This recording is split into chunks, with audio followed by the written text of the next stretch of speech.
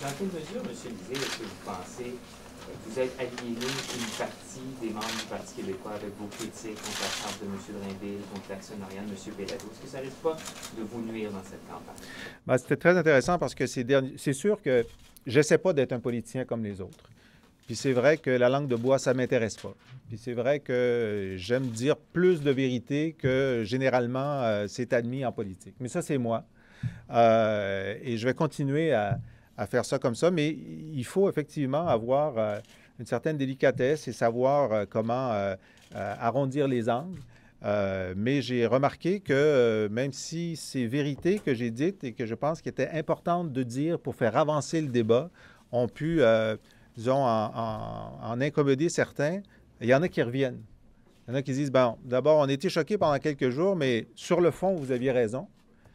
Puis là, on vous voit faire des propositions sur le dollar, sur la citoyenneté, sur les forces armées d'un Québec souverain.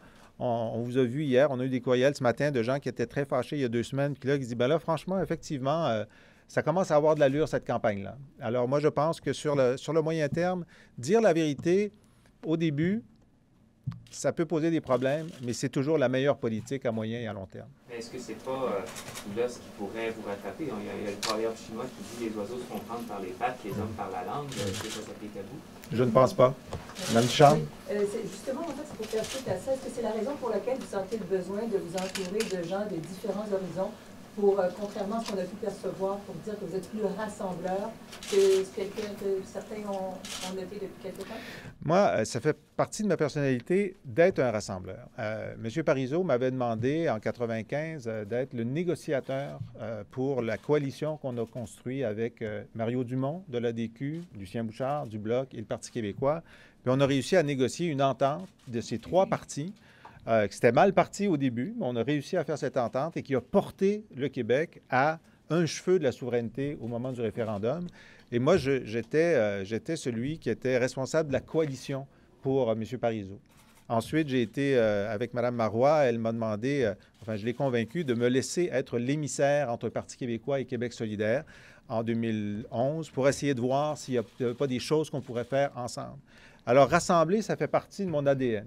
C'est important. On ne rassemble pas des gens en leur disant pas le vrai. On rassemble des gens qui n'ont pas les mêmes convictions en leur disant la vérité et en disant, bien, nous avons chacun notre part de vérité. Est-ce qu'on peut travailler ensemble?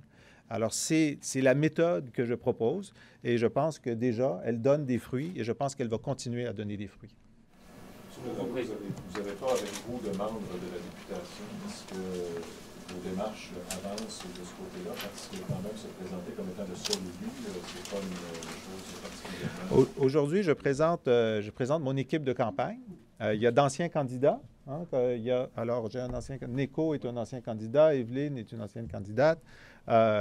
Mais chaque chose en son temps. Vous allez voir, il y aura d'autres personnalités, des élus, des membres du caucus qui s'ajouteront au cours des semaines qui viennent. Avez-vous des appuis déjà confirmés d'élus? J'ai très hâte de vous les montrer, mais ça ne sera pas aujourd'hui. D'autres questions? En anglais? Sur le conseil de presse, quand même, la semaine dernière, le conseil de presse a refusé de prendre en charge aussi de M. Béladeau. Qu'est-ce que vous pensez de ces décisions-là? Est-ce que ça va rester un débat primordial pendant la consultation? Moi, je suis très satisfait de la motion conjointe que le caucus a présentée du Parti québécois. On pense que la question de l'indépendance journalistique, elle est importante, et celle de la propriété, et elle devrait être étudiée par des experts indépendants. Je pense que c'est une mauvaise idée. Moi, j'ai beaucoup de respect pour les commissions parlementaires en temps normal. Je suis vice-président d'une commission. Mais puisque tout le monde au Parlement en ce moment a une position sur le cas de mon collègue Pierre-Carl, c'est nécessairement partisan. Alors, il faut relever le débat, offrir à des experts de regarder comment est-ce qu'on peut assurer l'indépendance journalistique à Power Corporation, à Radio-Canada et à Québecor et ailleurs, et discuter de cette question de propriété dans le cas d'un élu qui ne s'était jamais posé jusqu'à maintenant. C'est le bon forum et j'appuie cette motion. Mais est-ce que vraiment le cas Power, le cas Radio-Canada, dans la même situation aujourd'hui, du 3 novembre 2014, que le cas québécois, ou est-ce que vous pensez que le cas québécois présente un défi ou une difficulté particulière dans le contexte actuel? Moi, j'étais assis à côté d'Alain Saunier hier, à Tout le monde en parle, et je suis très inquiet du cas Radio-Canada aussi. En anglais? En anglais? Qu'est-ce que vous pensez de toute l'attitude de M. Pellado, qui est quand même très agressif dans ses réponses, qui n'a pas l'air d'être sur un ton conciliant en ce moment? Écoutez, moi, je suis moi. Alors, je réponds pour moi. Je fais des erreurs, je fais des bons coups, je vais vous en parler. Ce que font les autres, parlez-leur. Cependant, M. Lisée, cependant, vous avez vous-même pris position dans le dossier de M. Pellado. Et vous n'êtes pas caché qu'il ne devrait pas conserver ses actions, à tout le moins dans la portion média. Oui. S'il devait être élu chef du parti, s'il devait être éventuellement devenu premier ministre. Est-ce que vous êtes prêt à vous rallier à un chef qui conserverait ses actions dans un média? Moi, il n'y a aucun doute là, qu'à la fin de cette campagne électorale, il y aura un ou une chef qui sera élu et je travaillerai avec cette personne. J'espère que ce sera moi. J'espère qu'ils travailleront tous avec moi, si c'est le cas. Mais si Pierre-Karl est élu, c'est que les membres lui auront fait confiance. Il aura présenté sa solution pour sa situation à lui. Les gens sauront que ma position était différente, mais je vais travailler avec lui. On n'a pas à être d'accord sur tout. Moi, je pense que le Parti québécois va traverser une période de débat intéressant, parfois un peu intense, et à la fin, c'est le ralliement et le travail commun. Moi, je m'y engage absolument. Max? Max? Max?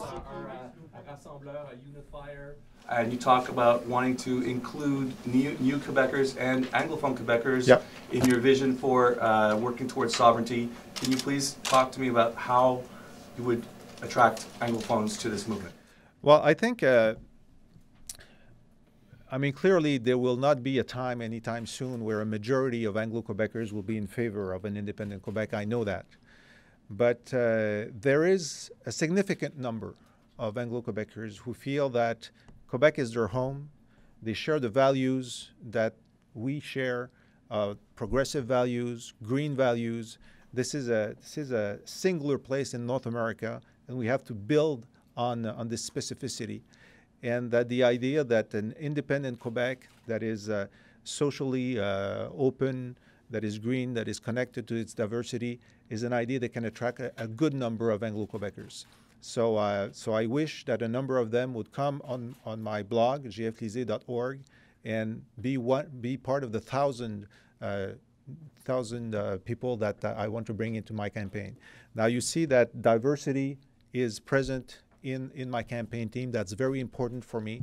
I think the Parti québécois has to go more than the extra mile to make sure that Quebec diversity is represented, has a stake in the new Parti québécois, has its imprint, is listened to, and that their concerns are part and parcel of what the Parti québécois, as I see it, should be.